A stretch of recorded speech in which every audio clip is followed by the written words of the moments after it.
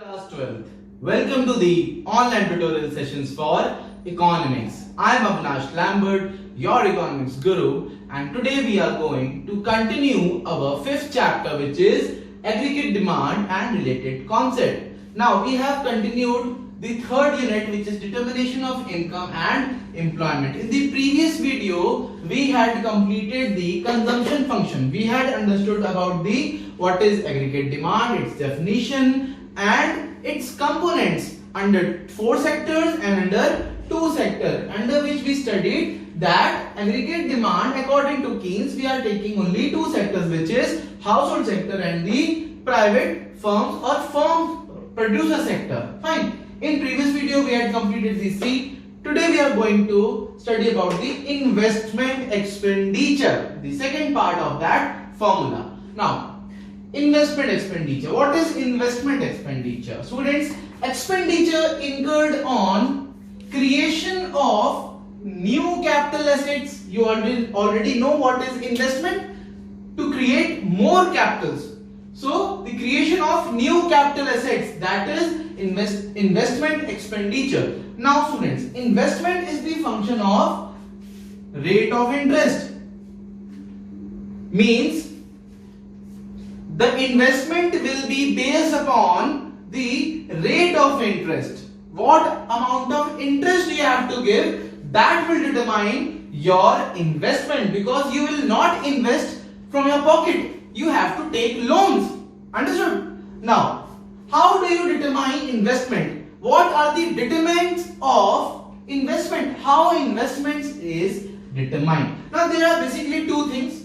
First one is marginal efficiency of investment and the second one is rate of interest. Rate of interest is a must. Second one is marginal efficiency of investment. Let's start with the marginal efficiency of investment. Now students, it is the expected rate of return from an additional investment. Basically it means, suppose you are investing 1 crore rupees, 1 lakh per month. Fine. You have not invested 1 crore at a once, but you are investing 1 lakh per month. Now, if you are investing 1 lakh per month, then you must be accepting some sort of returns. You are expecting some sort of returns. If you are paying something, you want something in return also, na? So therefore, the expected rate of return, suppose you are investing 1 lakh rupees and in return every month you are getting 1 lakh 50,000. So 50,000 is that return which you are receiving. You are in profit.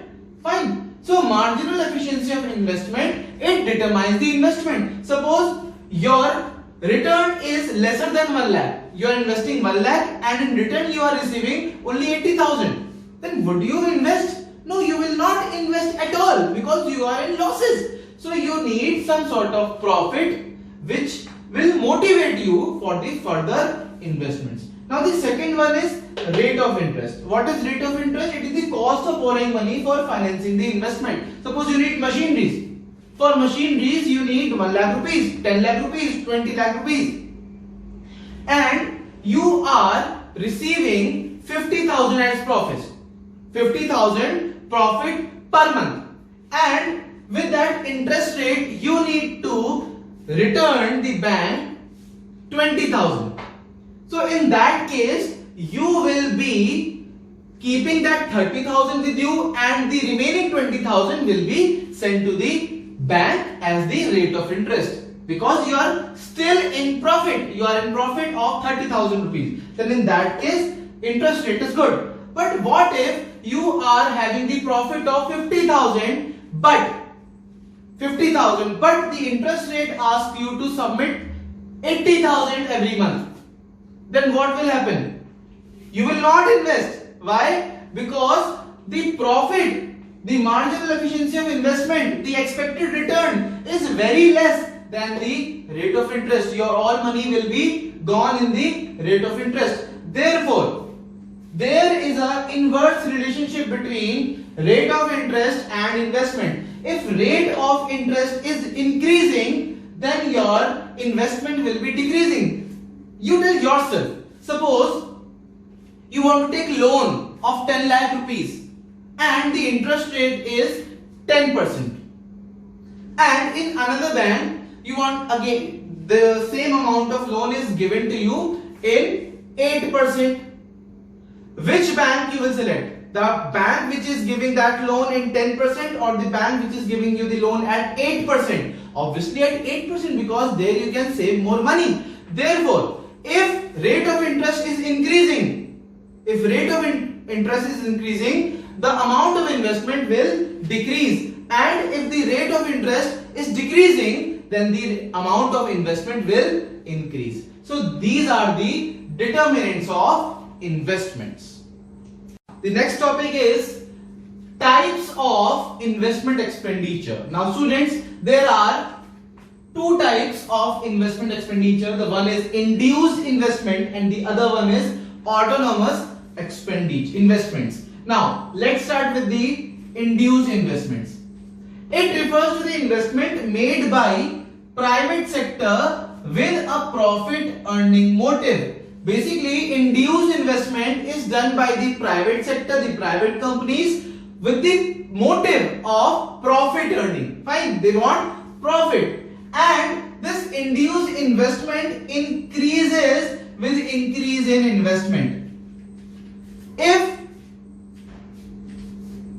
your investment is increasing, then your profit also increases, or if your profit increases, then your investment also increases. If the profit is increasing in your firm by the firm, then their investment also increases. So the curve will be upward sloping. Fine. If your income is increasing, then your investment will also increase. See, at this point they were like this, and because their income increased to this point, the amount of investment also increased.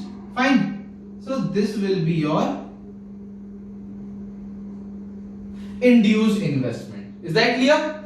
Now let's come to the second one, which is autonomous investment. It refers to the investment made by the government with an aim of social welfare.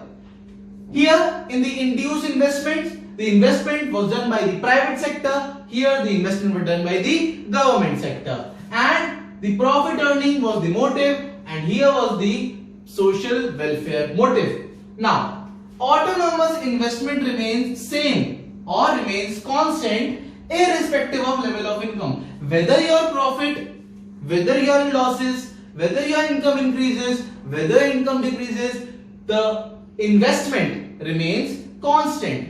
That's why it is known as autonomous investment. Whether your income is 100 or 200 or 300, your investment will remain constant. Fine. Your investment will remain constant. And here the investment was upward sloping. It increases with the income and it remains constant whether the income increases or not. Fine. So this is your autonomous investment. Now it's time for the gift. For the purpose of aggregate demand, we consider only autonomous investment. We need to study only autonomous investment now. You need to learn induced investments also. But for the further study, you will consider autonomous investment as investment expenditure. Whenever we will talk about investment expenditure, we are going to assume autonomous investment and not the induced investment. We are not going to assume this. Whenever I am going to talk about investment expenditure, we are talking about autonomous investments. Fine. Because according to Keynes, because we are studying the Keynes theory of Keynes, investment remains constant at all level of income during short period. When we talk about short period, the whole macroeconomics and microeconomics in class 11, the whole concepts are based on short term period. So in this also we are talking about the short term period, and in the short term periods the investments remain constant. Fine. So we are talking about autonomous investments. Whenever we are talking about investment expenditure, we are going to assume autonomous investments only. Now let's come to the further topic, and by the way, take this screenshot. Don't forget to take this screenshot. Make proper notes and don't waste your time. Just use your time in preparing your notes and learn it by heart. Let's move further. Now students, let's start the schedule and the graph process of the topic. Now, in the previous video, if you remember, I had taken the consumption of 60, 130, 200, 270, 340 and 410 of the respective incomes. If you remember, at 0 level of income, I had taken 60 as the consumption. At 100 level of income, I took 130, 200, 200, 300, 270, 400, 340 and 500, 410. Now, up to here, you all know well. So, the consumption curve was started from at 0 level of income, the 60. The consumption curve was made from this point and it was upward sloping. It was the consumption curve. Fine. If you remember. Now, let's start with the investment. Now, what happens with the investment? Now, right now you just studied that while writing down the investment, you need to take the value of autonomous investment. So whenever I am talking about investment, we are talking about autonomous investment. So an autonomous investment remains same. It doesn't matter what your income is, it remains constant. So we will take a constant amount and we can take any amount, but for our convenience, we will take 60. Must be equal to consumption for the convenience purpose. Nothing else. You can take 40 also. You can take 50 also. Whatever amount you can take. But for our convenience, we will take 60 as our investment. And it will remain same because it is constant at every level of income. Fine. So, here is your investment 60. Now, we can draw the line of investment curve. We can draw investment curve and it will be a constant straight line. Fine. So it is your investment curve which is constant. You can write down at 100, 200, 300, 400 and 500 and so on. You can take so many values. Fine. So we have made the consumption curve, we have made the investment curve. Now it's time for the aggregate demand. Now we can calculate the aggregate demand by adding consumption and investment. So students, let's start. 60 plus 60, 120. 130 plus 60, 190. 200 plus 60, 260. Fine. 270 plus 60, 330. 340 to 60, 400.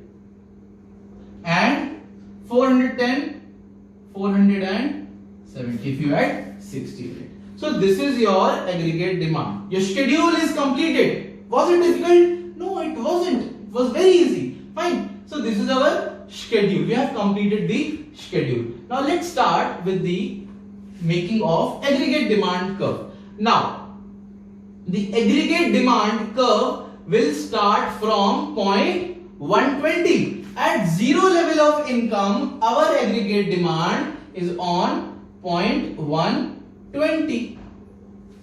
You can take any point as 120, but if you use a scale, there will be some point where there will be 120. So, the aggregate demand curve will start from 120 and it will be a parallel curve to the consumption curve. The AD curve and the consumption curve are parallel to each other. So there will be a constant curve.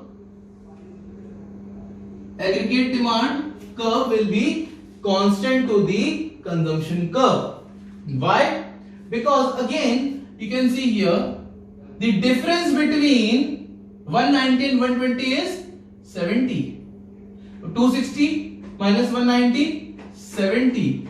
330 minus 260, 70. 400 minus 330, 70, and 470 minus 400, it is 70. So again, the difference is constant. It is constantly increasing in a constant rate. Therefore, it is also linear. It is again increasing with the same rate as the consumption is increasing. Therefore, they both are constant and they are parallel to each other. So this will be your aggregate demand curve, which will be C plus R.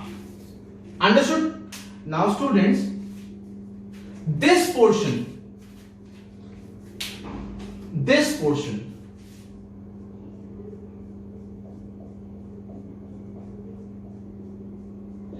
the gap between aggregate demand curve and consumption curve, this gap students, this gap is investment.